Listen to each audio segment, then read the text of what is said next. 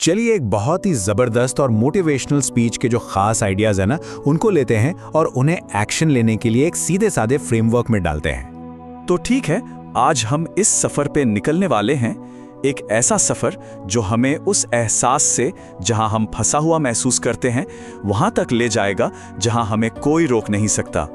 सबसे पहले बात करते हैं उस जानी पहचानी फ्रस्ट्रेशन की, जब ऐसा लगता है कि मानो जिंदगी एक दीवार से जा टकराई है और आगे कोई रास्ता ही नहीं है। जब भी कोई फंसा हुआ महसूस करता है ना, तो उसकी वजह आमतौर पर बहुत सीधी सी होती है। चीजें वैसी नहीं हो रही जैसी हम चाहते हैं। असल में ये हमारी चाहतों और हमारी हकीकत के बीच का एक टकराव है। जब जिंदगी हमारे बनाए हुए प्लान के हिसाब से नहीं चलती, तो ऐसा महसूस होता है जैसे हम एक जगह जम से गए हैं, आगे ही नहीं बढ़ पा रहे। अब देखते हैं कि इस फंस जाने वाली फीलिंग पर हमारा सबसे आम, लेकिन सच कहूं तो सबसे बेकार रिएक्शन क्या होता है। यहाँ पर ना उस सोच को चैलेंज किया गया है कि जिंदगी को हमारी उम्मीदों पर खरा उतरना चाहिए। सोचिए जरा, क्या जिंदगी ने हमारे साथ कोई एग्रीमेंट साइन किया था कि वो हमारे हिसाब से चलेगी?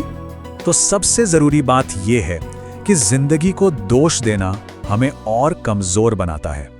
सच तो यह है कि जिंदगी को इस बात से कोई फर्क नहीं पड़ता कि हम हैं या नहीं हैं। तो चलिए अब आगे बढ़ते हैं और देखते हैं कि ये सारी सोच हमें सबसे बड़े और सबसे जरूरी माइंडसेट शिफ्ट की तरफ कैसे लेकर जाती है। और ये है वो टर्निंग पॉइंट। ये स्लाइड बहुत ही बढ़िया तरीके से दिखाती है कि अगर सपने हमारे हैं, चाहते हमारी हैं, तो भाई उन्हें पूरा करने की जिम्मेदारी भी तो हमारी ही है ना?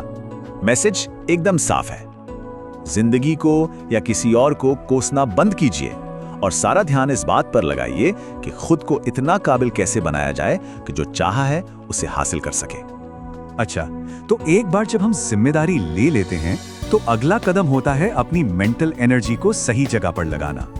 देखिए, हमें अपने दिमाग को ट्रेन करना होगा, उसे प्रॉब्लम पर अटकने से रोकना होगा और इसके बजाय उसे एक्टिवली सॉल्यूशन ढूंढने पर फोकस करना सिखाना होगा। अब इस स्लाइड में एक बहुत ही दिलचस्प आइडिया है, वो ये कि सफर के दौरान हमारा फोकस रास्ते पर नहीं बल्कि अपनी मंजिल पर होना चाहिए। क्यों? क्योंकि रास्ते पर ध्यान देंगे तो रुकावटें हमें भटका देंगी। एक बात तो पक्की है कि रास्ता आसान नहीं होगा, हजारों मुश्किलें आएंगी, लेकिन कमिटमेंट बस एक होना चाहिए कि चाहे जो हो जाए, रुकना नहीं है। और ये हमें अपने आखिरी और सबसे जरूरी उसूल पर ले आता है, लगातार बिना रुके आगे बढ़ते रहने का कमिटमेंट। देखिए, इसका मतलब ये बिल्कुल नहीं है कि खुद को पूरी तरह निचोड़ दें। नहीं, इंस्ट्रक्शन एकदम साफ है। जब थक जाओ तो आराम करो, लेकिन सफर को छोड़ो मत। बाहरी दुनिया भी कोशिश करेंगी और हमारे अंदर के डर और शक भी हमें रोकने की कोशिश करेंगे। दुनिया रोकेगी, पर रूल बड़ा सिंपल है, उन्हें इग्नोर करना है।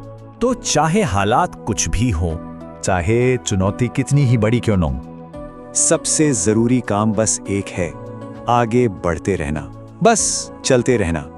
तो इस पूरे फ्रेमवर्क को दिमाग में रखते हुए आखिरी बात कोई जवाब नहीं बल्कि एक सवाल है, एक ऐसा सवाल जो हमें अपने अंदर झांकने पर मजबूर कर